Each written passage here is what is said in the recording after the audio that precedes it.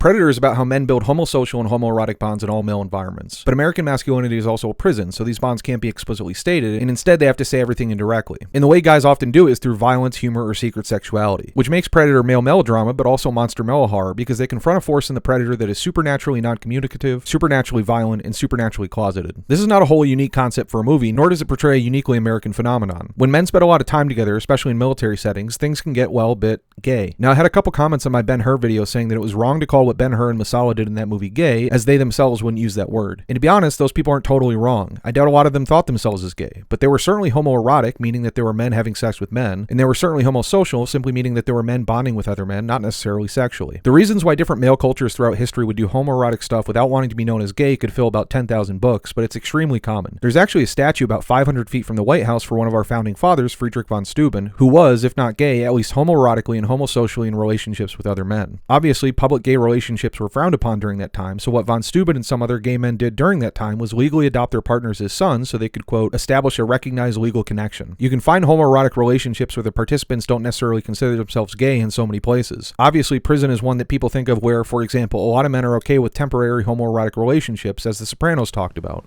A lot of your circle must have done jail time. They can't be strangers to male-male sexual contact. Well, you're gonna pass for that. Well, that's nice. What are you gonna do? There's no women there. You're there 5, 10 years. The Sopranos even incisively explores the implicit or explicit rule setting of how men get to engage in that behavior. When Vito is found gay in The Sopranos, the guys are upset, but notably they're way more upset when they find out that he was bottoming. When the security guy was... Well, once it was the other way around. What? Vito was security guard. Son of a... Catching, not pitching. And the way they couch it is not in religious or moral terms, but again, what it means publicly, with Carlos saying, I mean, he represents us. You can see this kind of stuff in my comments sometimes, where a small number of people get upset with me for pointing out queer interpretations in media that they like, as there's a real fear of being perceived as publicly gay in any way. Like they're thinking, if Predator or Ben-Hur or Top Gun could be gay and I like those things, and what does that say about me? Which, again, The Sopranos plays on, as Chris makes a joke about Vito having talked about greasing the unions, and the guys uncomfortably think about their past interactions with that phrase. When he was always talking about greasing the union, who knew that's what he meant?